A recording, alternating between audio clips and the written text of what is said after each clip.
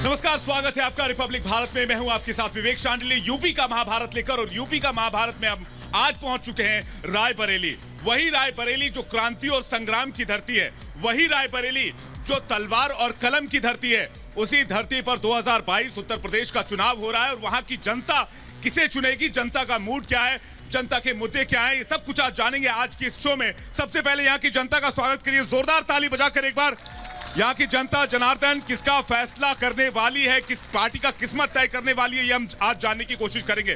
तो जनता का मूड क्या है, मुद्दे क्या है, मिजाज क्या है, चुनावी बहस क्या है, विषय क्या है, सब कुछ खंगालेंगे आज के इस शो में। और मेरे साथ यहाँ पर मौजूद हैं मेरी सहयोगी शिखा। शुक्रिया विवेक। और देखिए यहाँ पर रायबरेली जो जिला है, मैं उस सीट पर मौजूद हूँ जो कांग्रेस का नहीं बल्कि गांधी परिवार का गढ़ रहा है। और इस बार ये वो सीट है, आपको बता दें कि जहां पर आयरन लेडी इंदिरा गांधी को दो झटके मिल चुके हैं। एक बार आंतरिक इमरजेंसी उन्होंने लगवाई, साथ ही साथ दूसरी बार वो हारी थी। तो ये बहुत महत्वपूर्ण कांग्रेस के लिहाज से है। और इस बार कांग्रेस के पास यानी कि बड़ी चुनौती है अपनी सीट बचाने की, क्योंकि आदित्य सिंह जो कांग्रेस से विधायक है, पार्टी बदल ली है। तो विवेक यहाँ पर बहुत सारे समीकरण जो है वो बदले नजर आ रहे हैं। ये सभी समीकरणों पे चर्चा करेंगे, लेकिन उससे पहले ये रिपोर्ट आप देखिए।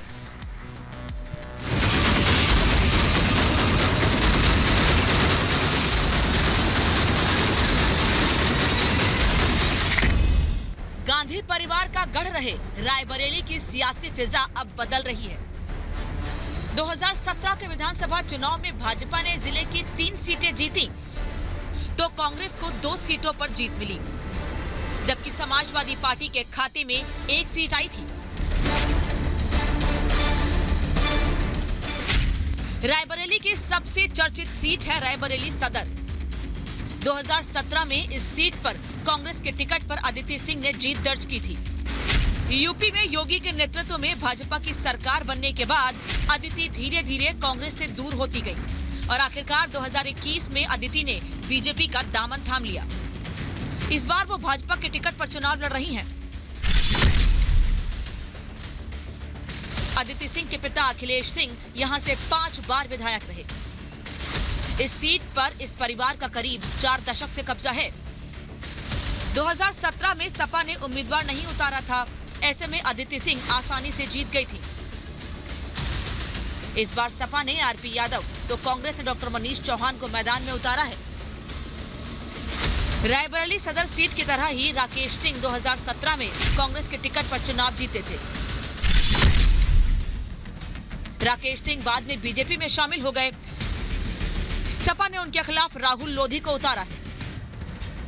वहीं कांग्रेस ने सपा नेता रहे और पूर्व मंत्री सुरेंद्र विक्रम सिंह उर्फ पंजाबी को प्रत्याशी बनाकर राकेश सिंह की मुश्किलें बढ़ा दी हैं। जिले की ऊंचाहार सीट का मुकाबला भी रोचक हो गया है। यहां सपा के सिटिंग विधायक मनोज पांडे के खिलाफ बीजेपी ने अमरपाल मौर्य को उतारा है। वहीं कांग्रेस ने अतुल सिंह को प्रत्याशी बनाकर टक्कर को जोरदार बना दिया है। रायबरेली कांग्रेस का गढ़ रहा है, लेकिन धीरे धीरे यहां भी अपने वोट बैंक को बीजेपी ने मजबूत कर लिया है। 2022 की लड़ाई में भी ये माना जा रहा है कि 1-2 सीटों को छोड़कर बाकी सभी सीटों पर मुख्य मुकाबला भाजपा और सपा के बीच में ही है। Bureau report, Republic Bharat. और बात करने के लिए, इस वक्त डिबेट करने के लिए हमारे साथ खास मेहमानों का पैनल मौजूद है। मैं स्वागत करना चाहूंगा डॉक्टर धनंजय सिंह का, बीजेपी के लीडर हैं, जोरदार तालियों से स्वागत कीजिए। वीरेंद्र यादव का स्वागत कीजिए, Samajwadi party Raebareli district president हैं। सविता ब्रजेश का स्वागत कीजिए, स्पोक पर्सन है कांग्रेस रायबरेली से, स्वागत कीजिए जोरदार तालियों से इनका। मनीष तिवारी हमारे साथ हैं बीएसपी रायबरेली से, और गौरव श्रीवास्तव हमारे साथ हैं आम आदमी पार्टी से। सबका स्वागत है। लेकिन सबसे पहला सवाल, चूंकि मौका भी और दस्तूर भी है और रायबरेली में है, तो कांग्रेस से सवाल पूछना चाहेंगे। सविता जी, ये बताइए, हिंदी में एक बहुत मशहूर कहावत है, डूबते को तिनके का सहारा, और जो तिनका बचा है आपके हाथ में, कांग्रेस पार्टी के हाथ में इस पूरे सूबे में, क्या ये भी जाएगा इस बार? देखिए, एक बात आपसे मैं ये बता दूं कि हमने जो प्रत्याशी उतारे हैं, अगर आप उनको तिनका कह रहे हैं तो मैं कहूँगी प्रदेश का दुर्भाग्य है, क्योंकि जितनी साफ सुथरी छवि के आप रायबरेली सदर को लीजिए, मैंने डॉक्टर मनीष सिंह चौहान को दिया।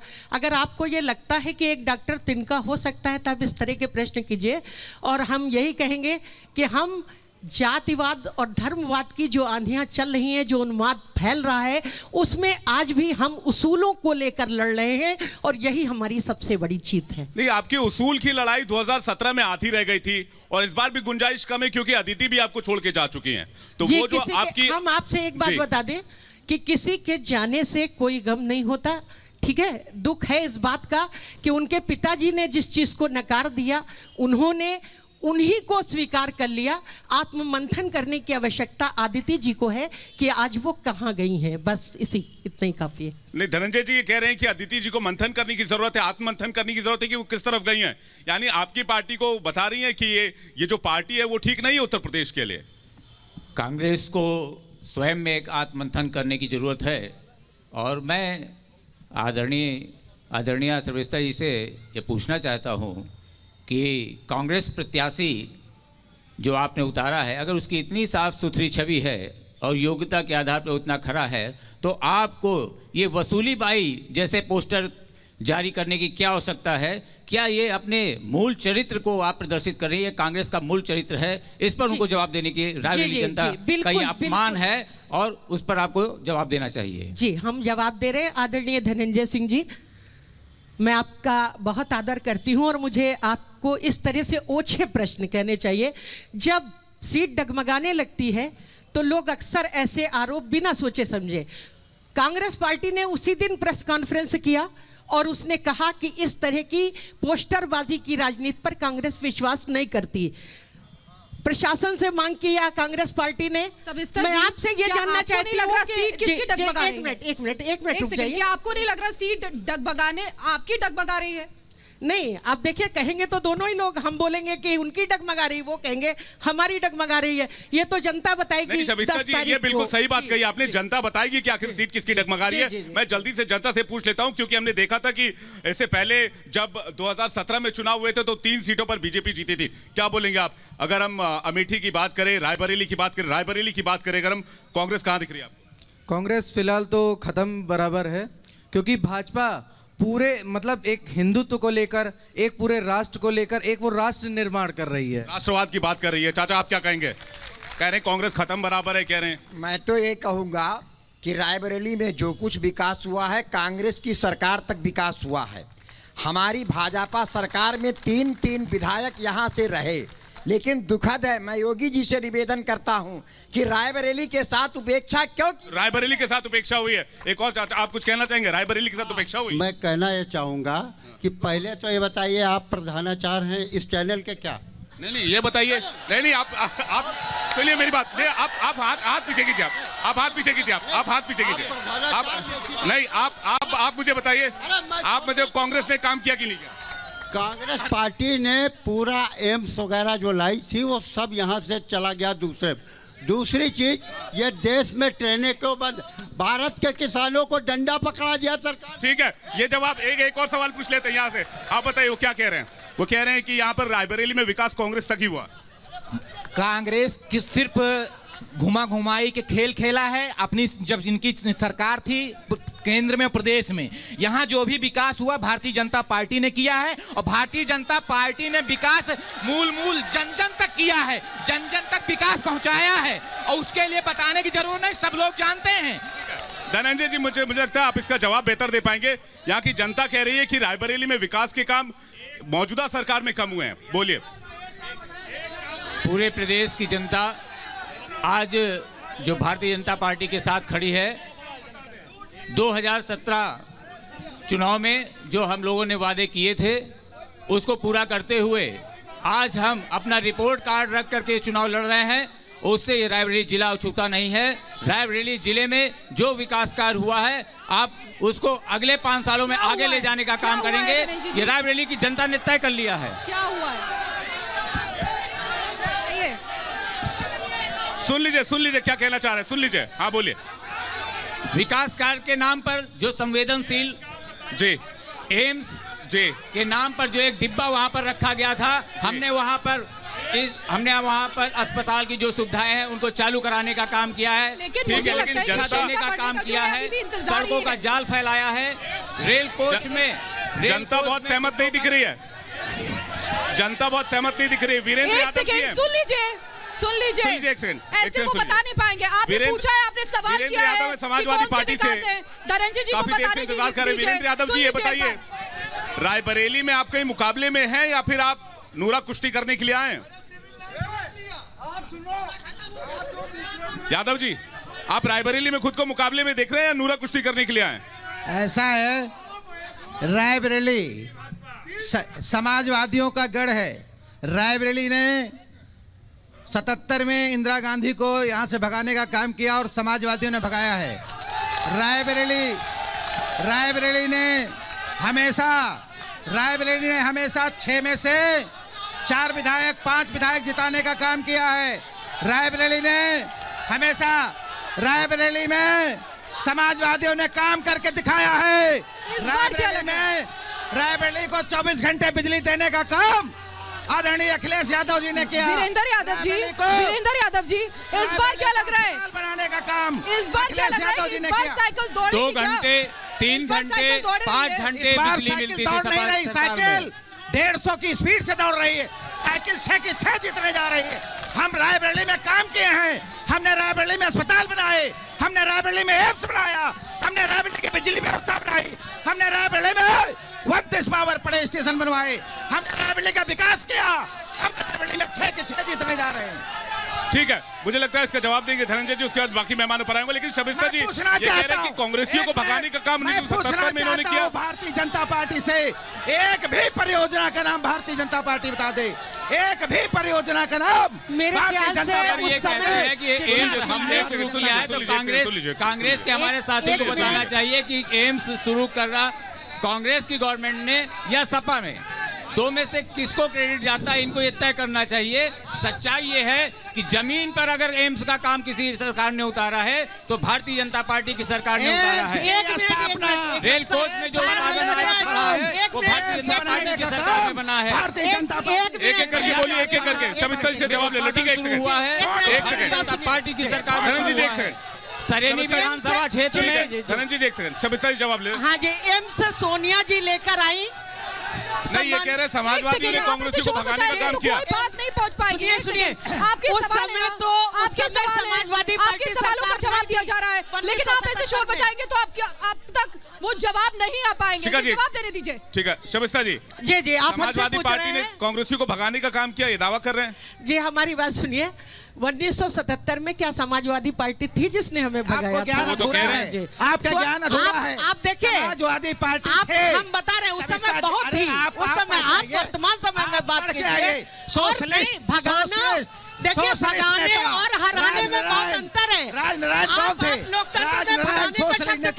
राजनारायण जी लोकतंत्र में किसी को भगाया नहीं जाता, हराया जाता है। आप शब्द पर गौर कीजिए, हम आपकी बात से सहमत हैं, लेकिन भगाना शब्द असंसदीय है। असंसदीय करते ही नहीं है, क्या बात करते हो? ठीक है, मेरे साथ बीएसपी से भी मेहमान है। शिखा, मुझे लगता है बीएसपी के मेहमान से क्वेश्चन नहीं हुआ है। एक बार आप उनसे सवाल पूछें कि उनके ऊपर काफी आरोप भी लग रहे हैं कि इस बार वो बी टीम के तौर पर काम कर रहे हैं बीजेपी के। बोलिए, क्या कहेंगे? आपने सवाल सुना? आपके ऊपर आरोप भी लग रहे हैं।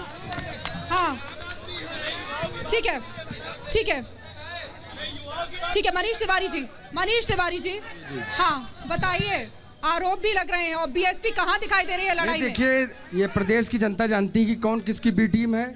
अभी चुनाव घोषित होने के 10 दिन पहले संघ प्रमुख मोहन भागवत जी और सपा संस्थापक माननीय श्री मुलायम सिंह जी मिले दिल्ली में, और किस तरह से बड़ा आरोप, किस तरह से जो है मिलकर उन्होंने ये रणनीति तैयार की, किस तरह से मिलकर उन्होंने रणनीति तैयार की, कैसे आगे इनका ज्ञान अधूरा है। ये प्रदेश की जनता अच्छी तरीके से जानती है।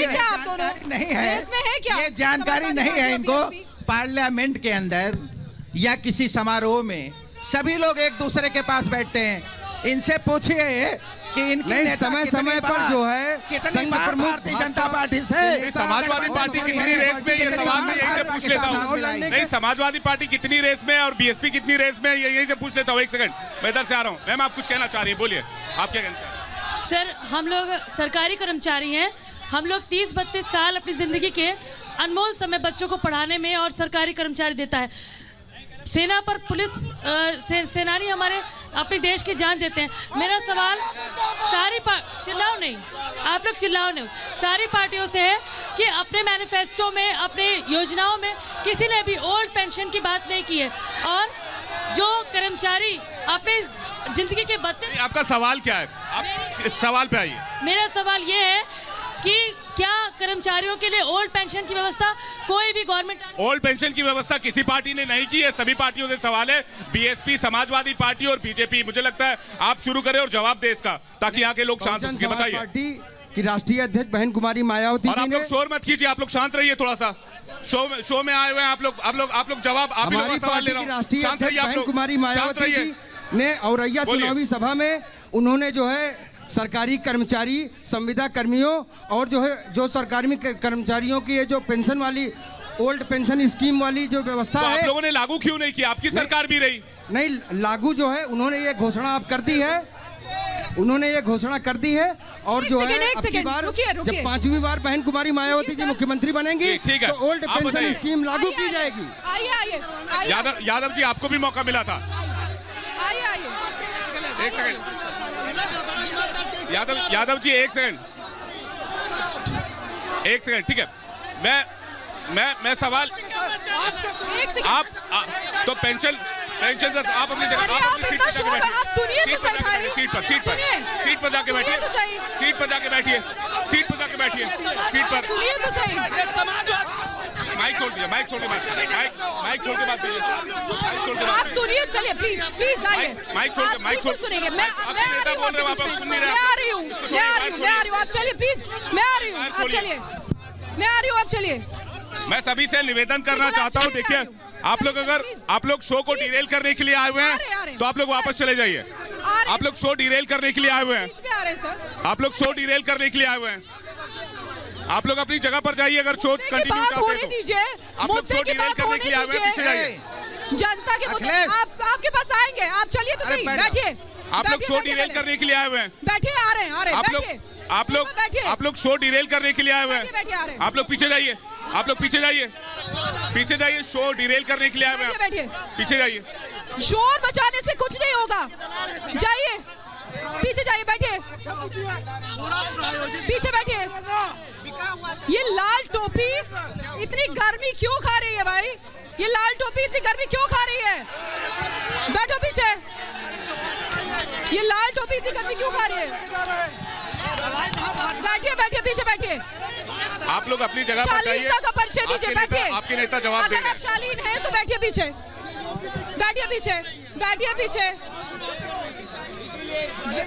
बैठिए। आप लोग अपनी सीट पर बैठिए तो शो कंटिन्यू होगा।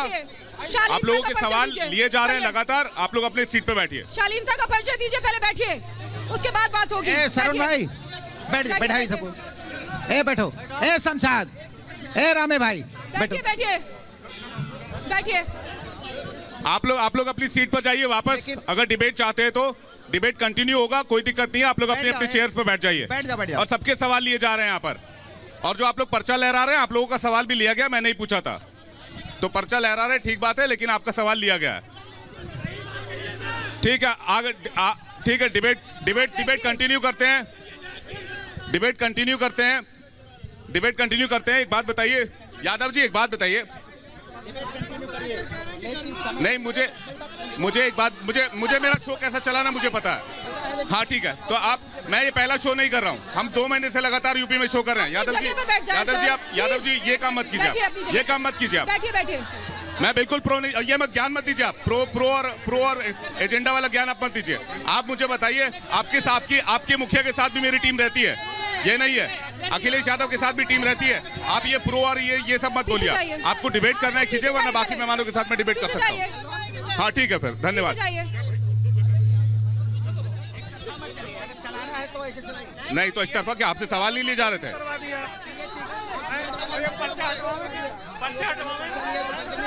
हाँ तो मैं तो पूछ ही रहा था। ठीक है, छोड़िए एक सेकंड। आपको डिबेट करना है तो आप यहाँ पर सवाल का जवाब दीजिए। आप यहाँ पर इंतजार कीजिए, हम आपसे सवाल लेंगे। मैं धनंजय जी सवाल लेना चाहता हूँ। हाँ बिल्कुल, मैं लूंगा आपसे। उनसे सवाल नहीं लिया एक भी, या आम आदमी पार्टी से एक भी सवाल नहीं लिया। वो तो आपकी तरह नहीं परेशान हो रहे हैं, आप ज्यादा बौखला रहे हैं। आप बौखला रहे हैं। पहले बैठिए। आपसे हम अपने मेहमानों से बात कर रहे हैं। आप अपना काम कीजिए। धनंजय जी, एक बात बताइए, ये रायबरेली का किस तरह का माहौल दिख रहा है? ये इनका भाई साहब मूल चरित्र है और आज ये एक्सपोज हो गए हैं नेशनल टीवी पर। आज ये एक्सपोज हो गए हैं, यही इनका मूल चरित्र है। इसीलिए 2017 में इनको इस जनमानस में बोलिए ना, आप जवाब दीजिए। भारतीय जनता पार्टी के लोग साजिश करके 100 रुपए में लोगों को ला करके यहाँ पर ये जो प्रचार करा रहे हैं, ये 100 रुपए के बिके हुए लोग, ये 100 रुपए में बुला करके और समाजवादी लोगों को इस डिबेट से बाहर करने के काम कर रहे हो। गुंडागर्दी का प्रदर्शन है। समाजवादी पार्टी नेशनल टीम को यहाँ पर घेराव कर रहे हैं, ये दबाव बना रहे हैं। समाजवादी पार्टी के लोग विचलित होने वाले नहीं है। ये भाजपा के लोगों ने जो सोचे वीरेंद्र यादव जी, एक सेकंड सुनिए। आप यहाँ पे तो संभाल नहीं पा रहे हैं, यहाँ तो संभाल नहीं पा रहे हैं व्यवस्था, यहाँ व्यवस्था संभाल नहीं पा रहे हैं। भारतीय जनता पार्टी के लोग अगर इनको सच्चाई सुनने की हिम्मत है तो अपनी अपनी कुर्सी में बैठ कर डिबेट कीजिए। सच्चाई सुनने की हिम्मत है इनमें। बैठ जाए। ये आप लोग सभी से सवाल पूछ रहे हैं। ये लोग सारी पार्टियों से सवाल पूछ रहे हैं, जितने लोग आए हुए हैं। बैठ जाइए आप लोग। ये डिबेट कीजिए ना। ये घेराव करने की क्या आवश्यकता है? दबाव बना रहे हैं।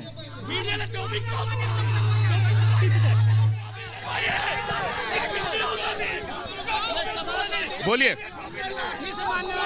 ये भाजपा के लोग जिस तरह से इस कार्यक्रम में व्यवधान डाल रहे हैं, ये अच्छी बात नहीं है।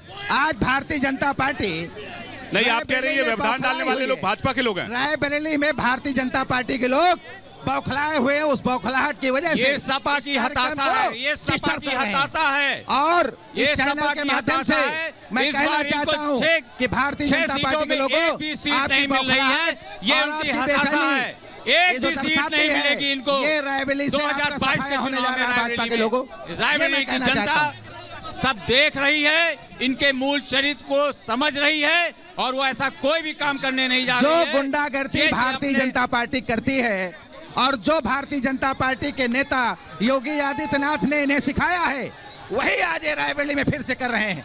उसी की पुनरावृत्ति भारतीय जनता पार्टी के सभी कार्यकर्ताओं समर्थकों से मेरा अनुरोध है, वो बड़ा दुखद है। मैं भारतीय जनता पार्टी के सभी कार्यकर्ताओं समर्थकों से अनुरोध करता हूँ। धनंजय जी, एक से भारतीय जनता पार्टी के लोगों की जितनी निंदा की जाए वो कम है। आज भारतीय जनता पार्टी के लोगों ने अपना मूल चरित्र रायबरेली में फिर से दिखा दिया है और रायबरेली के चंद लोगों ने पैसे दे करके यहाँ कुछ लोगों मैं अपने समर्थकों से कहता हूँ अपनी अपनी सीटों में बैठ जाएं और शर्मनाक है। डिबेट को कंटिन्यू होने दें। धनंजय जी, ये आरोप आप पे लगा रहे हैं कि आपने कुछ लोगों को लेकर आए और आपने हंगामा शुरू कराया। यहाँ पर जो लोग डिबेट में है प्रत्यक्ष और जो लोग टीवी पे देख रहे हैं, वो लोग देख रहे हैं कि जिस प्रकार से टोपी लगा करके सपा कार्यकर्ता यहाँ पर गुंडागर्दी का प्रदर्शन किया है और जिस तरह से इस डिबेट को रोकने का काम किया है, ये बहुत ही शर्मनाक है। ये डिबेट सिर्फ भारतीय जनता पार्टी के लोग के विपरीत है। डिबेट को डिस्टर्ब करने वाले भारतीय जनता पार्टी के लोगों, तुमको रायबरेली कभी माफ करने वाला नहीं है। ये रायबरेली, ये पर्चे जो लहराए जा रहे हैं, ये पर्चे 100 रुपए में किराए के लोग से जमानत में छूटे हुए प्रत्याशी के कार्यकर्ता पर्चों से रायबरेली आप शांति बना के रखिए। आपके जो भी नेता हैं उनको सबको मौका दिया जाएगा बोलने का। अब आप शांति बनाइए प्लीज। अगर आप सुनना चाहते हैं अपने नेता को तो बोलने दीजिए और शांति बना के रखिए। शांति बना के रखिए। कलम और कोपिन की धरती रायबरेली पर ये सब कुछ होना बहुत दुखद है। बोलिए बोलिए, पूरी करें सर। मैंने कहा ये सपा का मूल चरित्र है और सपा ने जो ये वही लोग हैं जिन्होंने हाथ के बारे में बात करिए, सीटों के बारे में बात गोरखपुर करिए। के व्यापारी को मार डाले, ये वही लोग हैं जो लखनऊ में विवेक तिवारी को सड़कों पे दौड़ा के मरवाए। ये वही लोग हैं जिन्होंने उन्नाव की बेटी के साथ क्या नहीं किया। ये वही लोग हैं कि बर्बरता इस रायबरेली पूरी रायबरेली की जनता के सामने है। वो सपा का मूल चरित्र जानती है, कार्यकर्ताओं का मूल चरित्र जानती है, किस तरह की गुंडागर्दी है इस रायबरेली में व्याप्त है। और हम और हम इसको आगे नहीं बढ़ने देंगे, यही संकल्प है। नहीं देखिए, लेकिन ये इस तरह से अगर यहाँ की जनता अपनी बात कहना चाह रही है, आक्रोश है, तो ये आप लोगों के खिलाफ है और आप लोगों ने यहाँ की जनता की बात नहीं सुनी, इसलिए ये माहौल बन रहा है। ये मैं बताना चाहता हूँ, ये सारा आक्रोश भारतीय जनता पार्टी के खिलाफ है। आप पूछ लो किसी से। मैं भाजपा के खिलाफ सांडिल्य जी, मैं आपसे अनुरोध करता हूँ कि ये जो लोग माफ करने वाले लोग नहीं हैं, ये रायबरेली के लोग भारतीय जनता पार्टी को साफ करने वाले लोग हैं कि ये जो लोग पैम्पलेट लिए हुए हैं, इनमें से किसी एक से इसकी बात पूछी जाए तो आपको यहाँ की हकीकत सामने आ जाएगी कि ये लोग क्यों अपना ये वही लोग हैं, आपसे बात करने को ये वही लोग हैं जिन्होंने आज हरचंदपुर के समाजवादी पार्टी के प्रत्याशी के ऊपर कातिलाना हमला कराए हैं। ये भाजपा के लोग वही हैं जो हरचंदपुर में समाजवादी पार्टी के प्रत्याशी के ऊपर कातिलाना हमला कराए हैं। ये वही लोग हैं जो भारतीय जनता पार्टी के इशारे पर समाजवादी पार्टी के प्रत्याशी के हरचंदपुर थाने में अभी भी FIR नहीं लिखी जा रही है। ये वही लोग हैं जो थाने में सुनवाई नहीं हो रही है, पुलिस नहीं सुन रही है। नहीं तो आपके लोग भी आपकी बात कहाँ सुन रहे हैं? आपने तो इतनी बार इनसे विनती की बैठ जाए, आपकी बात ही नहीं सुन रहे। भाई सारे लोग सुन रहे हैं सारी बात, लेकिन ये कुछ लोग आए हैं किराए के, ये पर्चे दिखा रहे हैं, इनको मना करिए। नहीं, पर्चे दिखाने वाले कौन? बीजेपी के लोग हैं? बीजेपी के लोग हैं, ये बीजेपी के लोग हैं। नहीं, ये पर्चा दिखाने वाले कौन? बीजेपी के लोग हैं। आप लोग नीचे आइए, आप लोग नीचे आइए, मंच से नीचे आइए, मंच से नीचे आइए, मंच से नीचे आइए। ये कह रहे हैं, ये जो पर्चा लेके आई आपके लोग हैं। आप इनकी आवाज को आगे देश तक ले जाइए। ये गलत बात है, ये गलत बात है। अगर आप ऐसा करवा रहे तो इनको रोकिए। ये सुनियोजित है, सुनियोजित। मैंने नहीं इनको बुलाया, ये सुनियोजित लोग ये डिबेट में आए हैं, मैंने नहीं बुलाया, भारतीय जनता पार्टी ने नहीं बुलाया इनको। ये इन्हीं गुंडों के खिलाफ देखिए, इस तरीके से आपके सबूत है, सामने नहीं आ पाएंगे का सबूत है। हरचंदपुर के राहुल लोधी सामने नहीं आएंगे जो जनता से जुड़े हुए हैं। आप इस तरीके से करें, आपके मुद्दे सामने नहीं आ पाएंगे। धनंजय जी कुछ बोल रहे हैं, उनको सुन लीजिए। पहले क्या बोल रहे हैं सर आप? मैंने कहा जो आपके सामने ये बालिका है, इसके हाथ में पंपलेट है, आखिर ये आपके सामने इस डिबेट में क्यों आई, इसको जानने की जरूरत है। ये सपा के गुंडा राज की जीतती जागती सबूत है, इससे पूछिए यहाँ पर क्यों आई है। इसको भारतीय जनता पार्टी ने नहीं बुलाया है। ये एक सुनियोजित तरीके से लाए हुए लोग हैं। की जगह नहीं है। मैं पूछना चाहता हूँ, हरचंदपुर के विधानसभा क्षेत्र के प्रत्याशी, समाजवादी पार्टी के प्रत्याशी राहुल लोधी के ऊपर आज भारतीय जनता पार्टी के गुंडों ने कातिलाना हमला किया है। उनके ऊपर FIR पुलिस नहीं लिख रही, उन गुंडों को संरक्षण दे रही है हरचंदपुर पुलिस और रायबरेली पुलिस। कौन उनको संरक्षण देगा? कैसे चुनाव प्रचार करेंगे? ये भारतीय जनता पार्टी रायबरेली में करा रही है। भारतीय जनता पार्टी के भाई की निर्मम हत्या कर दी जाती है, वो किसी से वो आज बहन अपने भाई का इंसाफ मांगने के लिए, आज उसकी सच्चाई को सबके सामने लाने के लिए आ चुका है। सभी जगह जा रही है एक दूसरे की पोषक पार्टियां हैं। और मैं ये जो है आपको बता देना चाहता हूँ कि ये दोनों पार्टियों को उत्तर प्रदेश की जनता उखाड़ के फेंकने का मन बना चुकी है और 5वीं बार बहन कुमारी मायावती जी मुख्यमंत्री बनने जा रही हैं। उसी के बाद जो है प्रदेश में जो है अपराध नियंत्रण होगा, भयमुक्त समाज की स्थापना होगी। शविता जी, रायबरेली की जनता और संभ्रांत नागरिक भी यहाँ पर उपस्थित है, जिन्होंने सब कुछ देख लिया है और कांग्रेस हमेशा से शालीनता में विश्वास करती रही है। इसलिए मैं बड़े आदर और सम्मान के साथ ये डिबेट छोड़ लेंगी। ठीक है, धन्यवाद। तो कुछ कहना चाहेंगे आप यादव जी? ये भारतीय जनता पार्टी के लोगों द्वारा सुनियोजित तरीके से इस चैनल पर इस तरह से बदमाशी की गई है। ये स्वच्छ डिबेट नहीं है और इस डिबेट में जिस तरह से व्यवधान भारतीय जनता पार्टी के कुछ अराजक तत्वों ने किया है, इससे मैं दुखी होकर के डिबेट छोड़ रहा हूं। बस डिबेट मत छोड़िए बीरेन जी, हिम्मत हो तो डिबेट कीजिए। धनंजय जी, डिबेट कीजिए, हिम्मत हो तो डिबेट कीजिए। बीरेन जी आइए, मैं आपसे डिबेट करता हूं। धनंजय जी, कांग्रेस और समाजवादी पार्टी ने तो कहा कि ये जो जनता की भावना का सम्मान करे, लेकिन जनता तो आक्रोशित है। नहीं, जनता का आक्रोश जो है वो सपा के खिलाफ है। आप इस चीज को आप देख रहे हैं और देश की जनता चैनल के माध्यम से देख रही है। ये जो जनता का विरोध है सपा के खिलाफ, उसकी गुंडागर्दी के खिलाफ, उसके कृत्यों के खिलाफ है। ये जो बहन है, इस बहन के भाई की निर्मम हत्या की गई है, वो भी समाजवादी पार्टी के कार्यकर्ता जो इस चुनाव में सदर के कैंडिडेट है, उन पर ये आरोप है, इसलिए इस चुनाव में ये लड़की जो है या इस डिबेट का हिस्सा बनी हुई है। ठीक है धनंजय सिंह जी, कितनी सीटें इस बार? हम 2 सुरक्षित सीटों के साथ में 4 समान सीटें जीतने जा रहे हैं। टोटल हम इस बार 6 सीटें जीतेंगे। पिछले बार हमने 3 सीटें जीती थी, 2 सीटें हमने बहुत कम अंतर से हारी थी, 5,000 के अंदर से। आम आदमी पार्टी कहाँ दिखाई दे रही है? बहुत बहुत धन्यवाद आपका मौका दिया। बोले सर। इस समय क्या कहते हैं कि मुद्दों पर बात कोई कर ही नहीं पा रहा है।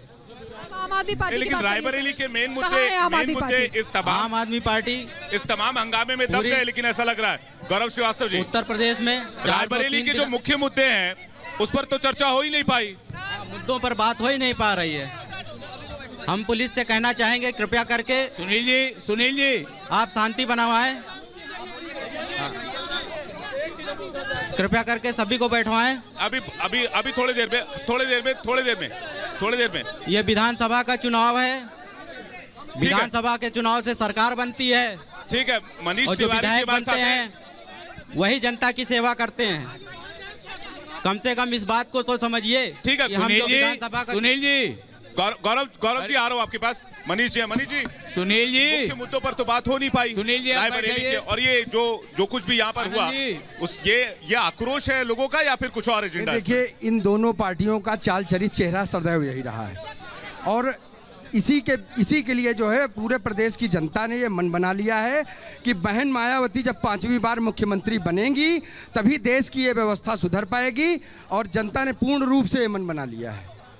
मेरा सभी ये तो आरोप लगा रहे कि ये परीक्षा वाला मामला है, टीटी वाला मामला है, आपकी सरकार में भी ये ऐसा ही था। हमारी पार्टी सदैव जो है रोजगार का मुद्दा लेके चलती है, हमारी पार्टी सदैव विकास का मुद्दा लेके चलती है, हमारी पार्टी सदैव अपराध नियंत्रण का मुद्दा लेके चलती है। बीजेपी और एसपी का किया धरा है धनंजय जी। बीजेपी और एसपी दोनों एक दूसरे की पोषक पार्टियां हैं।